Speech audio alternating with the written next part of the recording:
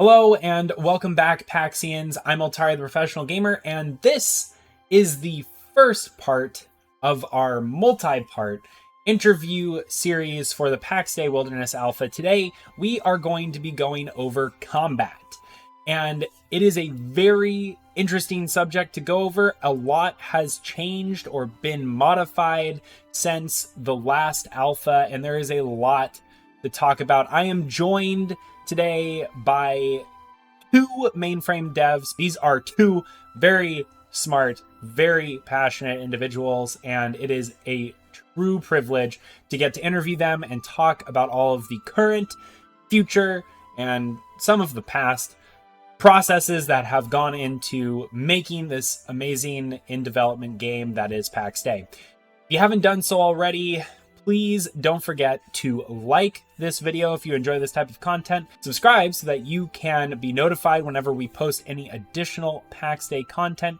and share this video with any of your friends who might be interested in Pax Dei. This is only the first part of our 2-hour interview with the devs. Next week, we are going to be talking about PvP that's going to drop on March 29th. So be sure to stick around because we have a lot exciting information that's going to be dropping before we all get into Alpha 2, known as the Pax Dei Wilderness Alpha, on April 23rd. And just as a small aside as well, please don't forget, if you haven't done so already, to also go and sign up for the Pax Dei Alpha. You have until April 15th. It's really important that you head on over to playpaxday.com and make sure that you sign up for the alpha, link your Discord. That will help improve your chances of getting accepted. 100,000 players are going to be invited to join in on the Wilderness Alpha. There are currently less than 55,000 members of the Discord community. I think you'll really improve your chances if you go and join that Discord. But all of that being said, we're going to do a quick introduction to both the devs and Pax Dei. Then we'll get into some combat discussions and footage. So I'm going to pass it off to our interviewer and interviewees, and I'll see you back here for the next video. Hello, welcome. Welcome to our two amazing devs from Mainframe. I'm joined here today by Peter as well as Sulka, and they are going to be answering some amazing questions that we have prepared for them. Well, hopefully amazing, at least. And we will just be going through a whole heck of a lot today. So thank you again, both Peter and Sulka, for joining us. And really quickly, if you want to just introduce yourselves, and we'll start with Peter, and kind of tell us who you are, what you do at Mainframe, and yeah, we'll go from there. Yeah, hi, I'm Peter, design director at Mainframe. So yeah, I'm just kind of overseeing and working with the design department on building and creating Pax Dei. Hey, yeah, I'm Solka. I'm the chief product officer, so working closely with all the dev teams and other teams working on the game, and like trying to get the game actually shipped so more you get to play. Awesome. Well, I like that. So really quickly, we have some members of the audience who have been following along for over 365 days now, so they're very familiar with the game, but we might have a couple of new people joining us and want to learn a little bit more about what Pax Dei is. So I was wondering if really quickly we could just do a quick overview of what Pax Dei is, what players can expect when they're playing it, and kind of the general gameplay loops that you all are expecting us to enjoy in game. Okay, so Pax Dei, as we're building it, we're obviously, as you know, we're making an MMO, and we're on a mission to make an MMO where we wanted to feel both very modern, but also take some of the social gameplay mechanics that we saw on some of the older games that came out to create this environment where all the players can play together in a very meaningful manner and really cooperate in a way that you typically don't see in an MMO. And as such, we've been picking a lot of gameplay that is similar to the survival games that you currently see in the market, but like implementing everything on a MMO scale. So we have these worlds where you can have literally thousands of people building together and like hunting together, going to adventure together, and in the future do a lot more of the social gameplay that we actually don't even yet have.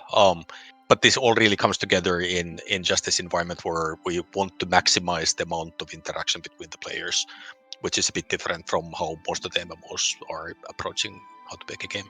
Yeah, and I think that's a lot of what has excited me about PAX Dei, why I've kind of committed the last year of my life to covering it on YouTube.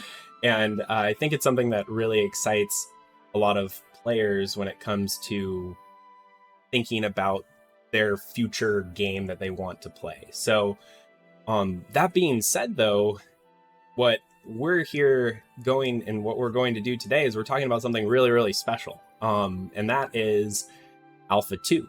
So I had the opportunity to go and play Alpha 1. I was able to really cover that a lot on this channel as well.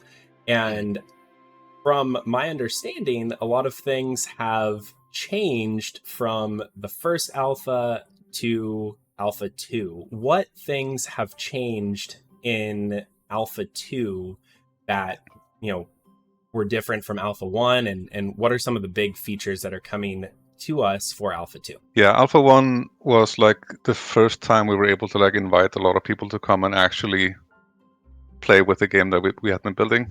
And like before that, we had a lot of like small tests, like friends and family tests, etc. This was the first time we actually had like a large volume of people to come and interact with and like see what actually emerges, like from the simple mechanics that we had in there, what would actually emerge.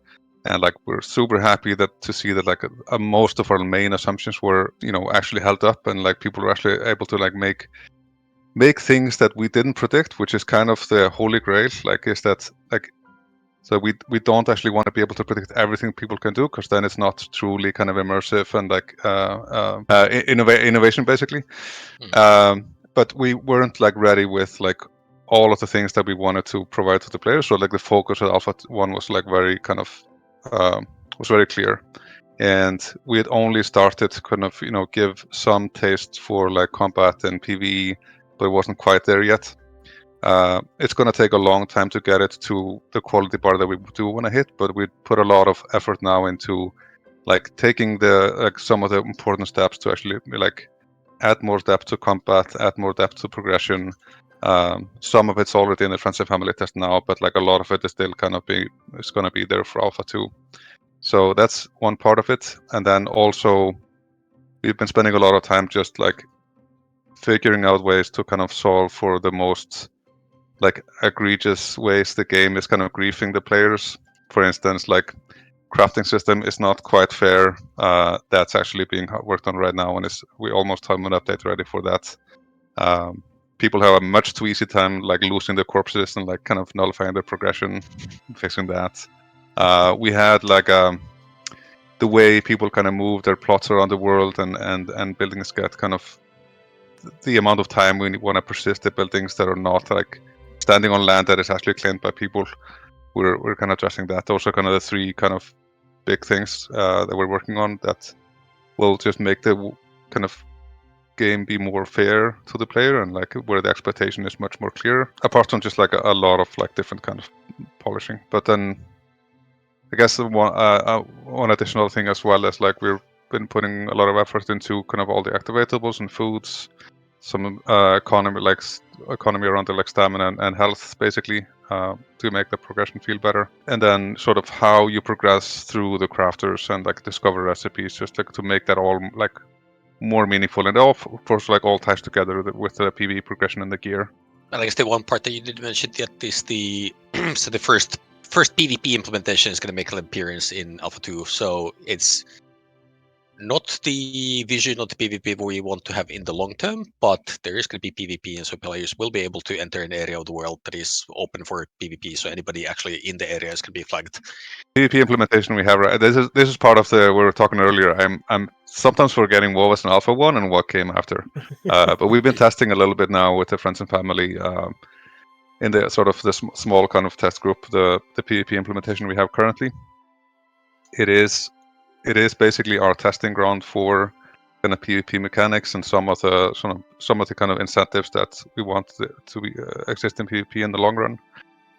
we have a much grander and like longer plan for like what kind of things we would like to do. So the current implementation is very much kind of a test case. It's very hardcore, and we have plans for like much easier ways for people to get into PvP later. But it will be very interesting to see how it shakes out and how, you know, what the feedback is going to be. But it's very hardcore. Yeah, and really the reason to have the PvP in the game in the shape that it's now is we know we're gonna want to have it, and we wanted to put into the game something that players can actually test around and give us feedback. And we're gonna be expanding the feature and like factoring in the how people feel the current version works. Because like as Peter said, like the long-term vision is that there's going to be a lot more PvP, and we need to get started somewhere. And with, again, as we've done with the other features, like actually engage the player community into figuring out what is the best for the game. So yeah, you'll be able to play that soon, and we're very curious to see how people like it. Yeah, saving the big reveal for the last little bit there. I like that. Yeah, actually, to talk a little more about the Alpha 1 versus now. So the first alpha like was mostly focused around the like people building the villages and like actually crafting, and we're thinking that's kind of 1/3 of the game, and it's a really important third where all the adventures in the PvE and like some of the resources you'll be able to get through the PvP, they actually all tie into you bringing that back into the village and building like and crafting there. And we'd very much still like to support the gameplay model where if you're only into the crafting or the harvesting exploration and like the kind of like the more peaceful gameplay, that's perfectly valid way to play Pax Dei, and like we'd actually love to have people enjoy the game as like with just that. Or if somebody's into the PvE, like the Alpha 2 is going to give them a lot more progression and meaningful things to do, and like really hard dungeons to go into, where kind of like the Zerg runs that we saw in the Alpha 1, like we're kind of assuming that's maybe not gonna that's not gonna happen very anymore. quickly. Yeah. But like the stuff you'll be able to get from those PvE runs actually like again like feedback into the crafting, and so ideally clans who play the game will have some people who are like really love the crafting parts, and some people who are like really love the PvE parts, and they can meaningfully come together and to play the game, and actually just they need to or they can focus on the parts of the game that actually they really love. And on the PvP side as well, our vision of like what we want to do with the PvP is similar, where ideal case would be that we can have a clan who's like really into the PvP, and they can have fun with that part of the game, but they still actually like ideally in the clan you'll still have the crafters and the people who want to go to the forest to actually find the rare mushrooms to give them really good potions to buff them to be able to go to the PvP. So the PvP is intended really to be something that is still a vehicle for driving people to cooperate and like do something meaningful together. Can't ignore it, like you don't have to do it yourself, but you'll want to interact with somebody in the game who is into that part of the game. So to have this kind of three-pronged approach to like enabling people to play together and do something meaningful. Cool. Very cool. And thank you all for answering that. So that kind of makes me want to transition a little bit here and start talking about combat and some of the things that have changed with combat. And obviously a big one that you all mentioned was PvP, which I do have some questions with regards to that we'll get to in a little bit. But one of the main things that I noticed kind of accidentally when I was in combat in the friends and family test was I hit the X button, and something really interesting happened when I was near an enemy, and that was my camera locked on to a target. So that is a completely new feature or combat feature for the game, and I was wondering if you all would be able to kind of share what that is and kind of where we're going with that as well, because it's a really exciting feature. Yeah, so basically what you found there was like the kind of initial implementation of like a target lock. So it's basically it's a way for you to more easily just like focus on a single target. Right now, it's going to be extended so that you can use that target lock to kind of more quickly like cast spells. So you don't like certain spells that are like single targeted, that you can like quickly cast them on the lock target. We need to like extend it a little bit. But yeah, it's basically like an affordance feature for combat to lock onto a target and have the camera focused on it that you can toggle. Cool. Which is, I mean, which a lot of people are going to be be very accustomed to from similar kind of action based combat games.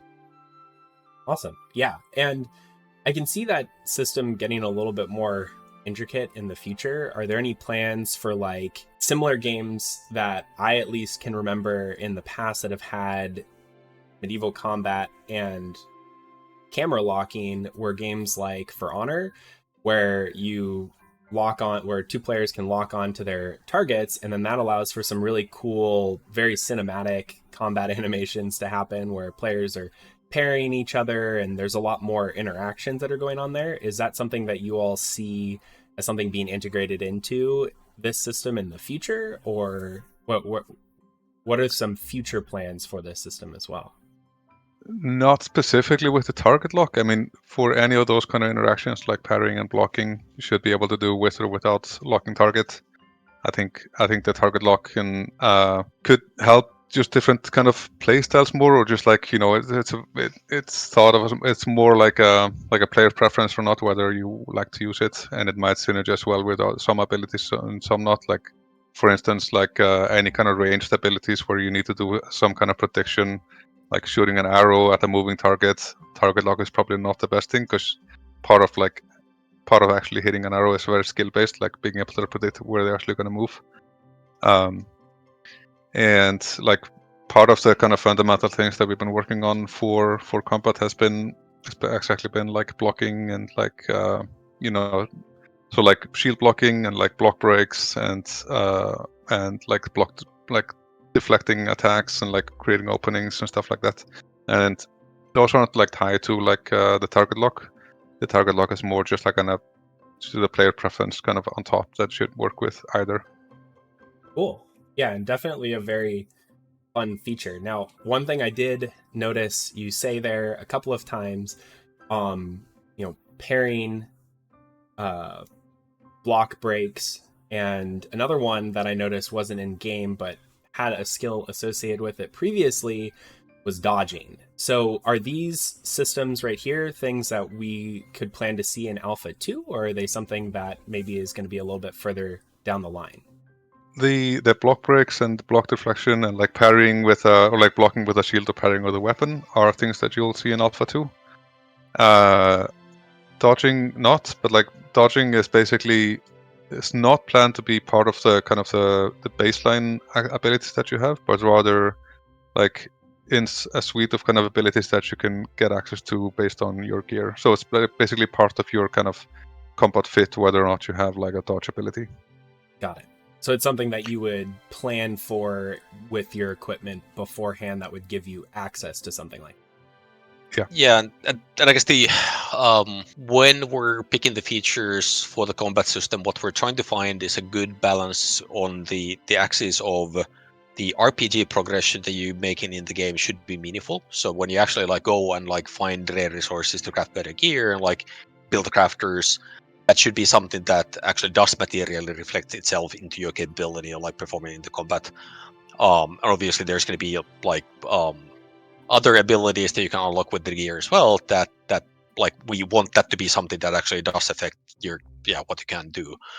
And we do want player skill to be part of what we do, but simultaneously with this player skill element such as dodging, because like if you do introduce dodge in the game and like have everybody be able to dodge everything, it makes the core melee combat experience be very player skill driven, because then actually like and for the dodging to feel meaningful, we need to craft the enemies that you're encountering the combat in a manner where the dodging like really is actually something that you have to do, because otherwise the dodging feels kind of pointless. And if you're thinking about an MMO scenario where you might have like 20 people fighting a group enemies, and like and all the enemies like doing combat attacks that require players to dodge, you create this like super chaotic environment where like people are like rolling over like crazy and nobody can really tell what's going on. And simultaneously the role of the gear easily is diminished in a manner that like where if you can dodge the enemy like the attacks in the first place there. So we're really trying to balance the combat system in a manner that it's like actiony and like feels really nice when you're performing things yourself, but simultaneously it needs to be something that works in the context of an MMO where you actually have these bigger battles and you're working in a group. So it's not all about you going in and like fighting a single enemy. Yeah, just to tack onto that, because this just comes from exactly this kind of goal where we're trying to build the game to be like very affordable and like kind of approachable for people at like varying skill level with varying kind of interests in the game.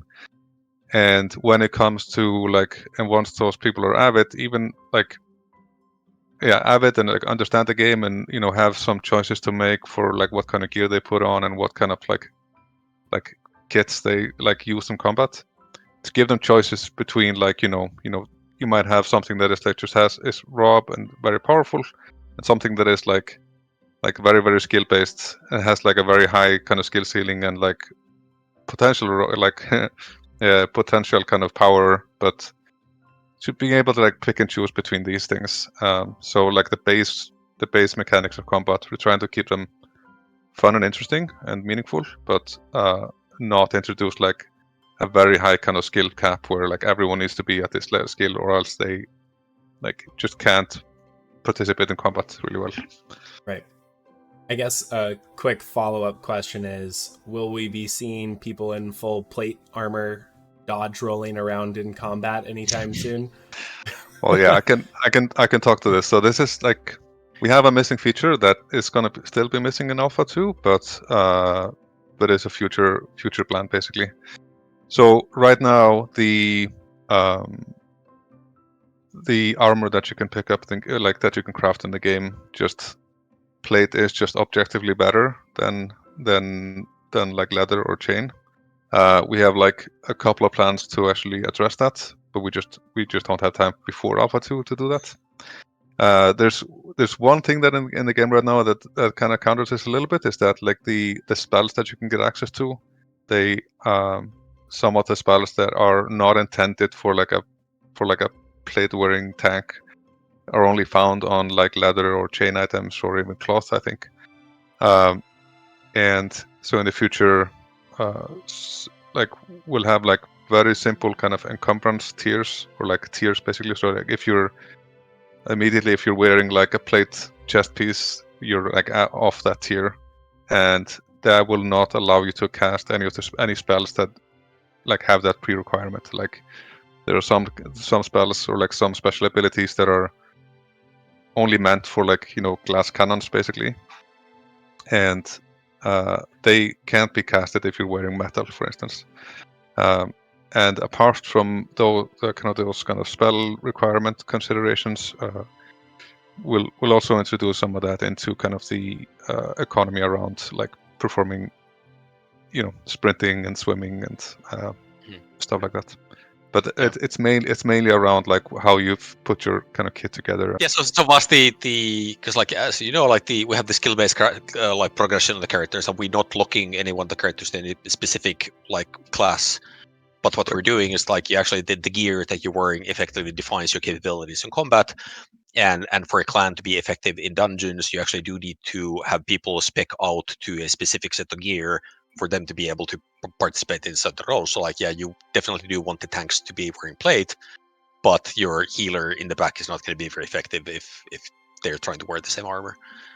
Got it. So would that be almost like a like in some games we've seen weight systems where you have heavy plate mail attached and equipped that will kind of increase a bar to a certain point, and then once you get to that point, now you're officially in kind of medium armor class, and then you'll keep equipping plate, and then now you're in the heavy armor class. Is that kind of where you see it going in the future, or is it more so going to be linked to these other types of economies like stamina and we're kind of weighing between a couple of proposals for it, and we'll decide on it as soon as we're like getting to a place where we can actually implement it. We're gonna we'll err on the side of just keeping it very simple, like for the player to understand. So like as soon as we might go as simple as like if you're you're just wearing a single plate piece, you're in heavy class, so you might as well just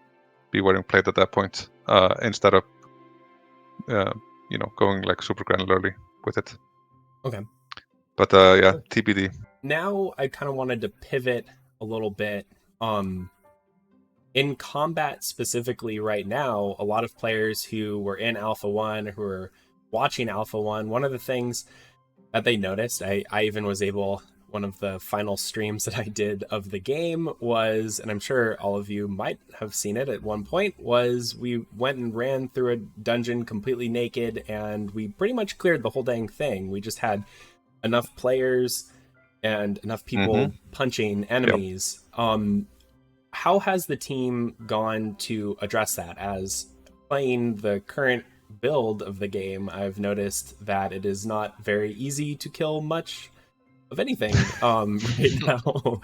So would you maybe be able to touch on kind of what has changed in that regard and kind of where you see the game going in the future? So like all of the PvE has like seen a huge rebalance since Alpha 1.